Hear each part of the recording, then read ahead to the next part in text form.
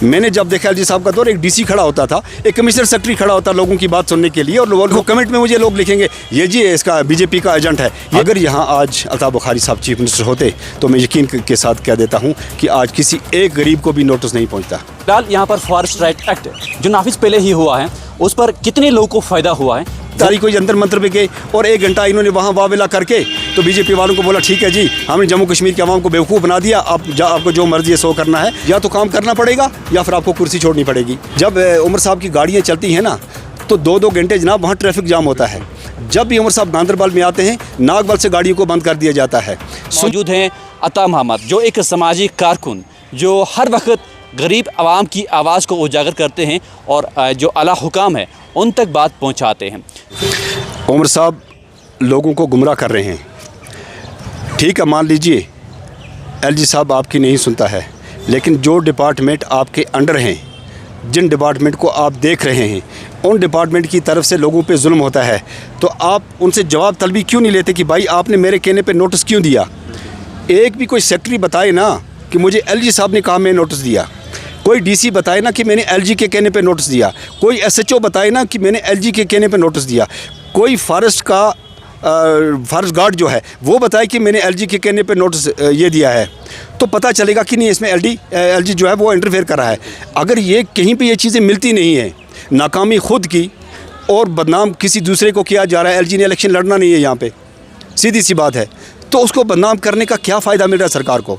अगर आप कह रहे हैं कि हमें काम नहीं करने देते, तो जनाब आपने तो काम के लिए वोट लिए थे ना लोगों से, आप लोगों को बता दीजिए ना कि हमें एलजी साहब काम नहीं करने देता, ये हमारी कुर्सी छोड़ दी हमने, अब लोगों का फैसला लोग क्या करेंगे? आप कुर्सी भी पकड़ के बैठे हैं, लोगों का काम भी नहीं कर रहे हैं, और यहाँ से अंदरूनी ज़मीनी सतह पे आप लोगों को बोल रहे हैं कि हमें एलजी करने नहीं देता। ये कहाँ का आपका ये इंसाफ है? जब उमर साहब की गाड़ियाँ चलती हैं ना तो 2-2 घंटे जनाब वहाँ ट्रैफिक जाम होता है। जब भी उमर साहब गांदरबल में आते हैं, नागबल से गाड़ियों को बंद कर दिया जाता है, सुंबल से गाड़ियों को बंद कर दिया जाता है, वाइल से गाड़ियों को बंद कर दिया जाता है।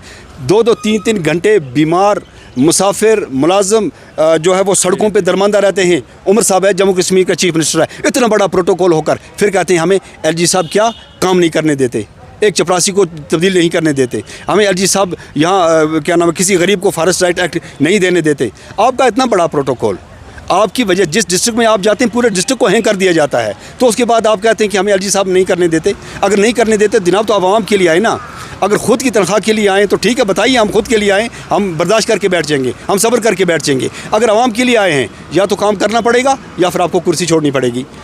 जो अपनी पार्टी है उनका क्या स्टैंड रहेगा इस वक्त जो फॉरेस्ट राइट एक्ट पर? देखिए हमारी पार्टी का जो अल्ताफ़ बुखारी साहब ने क्लियर ये कहा था कि जम्मू कश्मीर के हालात को इस वक्त देख कर मरकज़ी हुकूमत के साथ इस ऐसे तरीके से ट्रीट करना हमें जिससे मरकज़ी सरकार यहाँ के लोगों को, यहाँ के नौजवानों को, यहाँ के हालात को हर तरीके से मसाइल को हल करने के लिए हमारे साथ कोऑपरेट करें।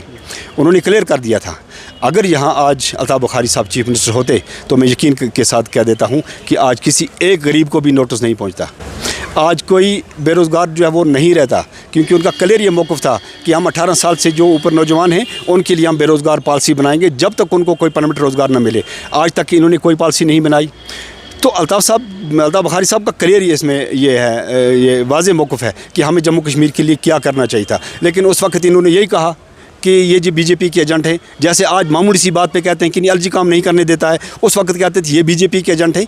नेशनल कॉन्फ्रेंस का ये वतीरा रहा है, नेशनल कॉन्फ्रेंस का ये प्रोपगंडा रहा है, और ये इजराइल की तरफ से इनको बताया गया रास्ता है। ये बहुत बड़ी मुनज़्ज़म पॉलिसी है नेशनल कॉन्फ्रेंस के ख़िलाफ़, लोगों को के जहन में झूठ डाल के और उस झूठ को सच साबित कर देते हैं। ये नेशनल कॉन्फ्रेंस का एक टैक्ट है, एक बड़ी उनकी एक्सपीरियंस है, एकदम लोगों को झूठ बोल के ये अपना। देखिए अब जंतर मंतर में इन्होंने क्या किया, इनको पता था काकरोच वाले बैठे हैं वहाँ पे, इस्तीफ़ा मांग रहे हैं। तारीख को जंतर मंतर पे गए और 1 घंटा इन्होंने वहाँ वावेला करके तो बीजेपी वालों को बोला ठीक है जी, हमने जम्मू कश्मीर के अवाम को बेवकूफ़ बना दिया, आपको जो मर्जी है सो करना है। देखो कितना लोगों को बेवकूफ़ बनाओगे। जो भी अगर बात करेगा, अब मैंने कहा कि एलजी साहब का दौर ठीक था, अब भी कहेंगे, अभी अब देखो कमेंट में मुझे लोग लिखेंगे ये जी इसका बीजेपी का एजेंट है, ये एलजी का एजेंट है, अभी लिखेंगे। लेकिन सच्चाई जो है मैंने देखा है एलजी साहब का दौर, मैंने जब देखा एलजी साहब का दौर, एक डीसी खड़ा होता था, एक कमिश्नर सेक्रेटरी खड़ा होता लोगों की बात सुनने के लिए और लोगों की बात का जवाब देता था। आज एक फॉरेस्ट गार्ड जो है वो हमारी बात सुनने के लिए तैयार नहीं है, एक VLW बात सुनने के लिए तैयार नहीं है, एक पटवारी बात सुनने के लिए तैयार नहीं है, एक वाचर जो है इसका PHE का वो बात सुनने के लिए तैयार नहीं है। हमने ये दौर भी देखा, तो हमारे सामने एलजी का दौर भी है। हम वो बताएंगे, यही बताएंगे जो सच्चाई रियलिटी है वो बताएंगे ना, जो हमने देखा है। मेरे सामने कमिश्नर सेक्रेटरी जिसको आज देखता नहीं, कोई जानता नहीं है, वो दूर दराज नारानाग जैसे वांगद जैसे बाबा नगरी जैसे छतरपुर जैसे इलाके में जाके, गांव में जाके उन्होंने लोगों की बात सुनी और वहाँ पे बड़े बड़े जो प्रोजेक्ट्स रुके हुए थे या नए बनाने थे उन्होंने वो शुरू करवा दिए। लेकिन आज तो देखा जाए, अगर एक लोग MLA साहब के पीछे जाते हैं, MLA जाके सेक्रेटरीट में या किसी को टेलीफोन कर देता है तो बस 4, 5, 6 महीने उसी के पीछे लगे। एक मामूली सी काम के लिए एक MLA साहब एक मिनिस्टर के पास 2-2 हफ्ते लोग चल के 2-2 महीने लोग चल के लास्ट में फिर भी वो काम नहीं होता है। तो अगर लोगों के लिए आप आए हैं तो फिर जनाब लोगों का काम करिए। अगर आप कहते हैं कि हमें करने नहीं देते तो जनाब फिर आप कुर्सी क्यों नहीं छोड़ देते? आप बताएंगे लोगों को हम धोखा नहीं देंगे, हमें एलजी साहब नहीं करने देता, ये आपकी कुर्सी, मामला ख़त्म।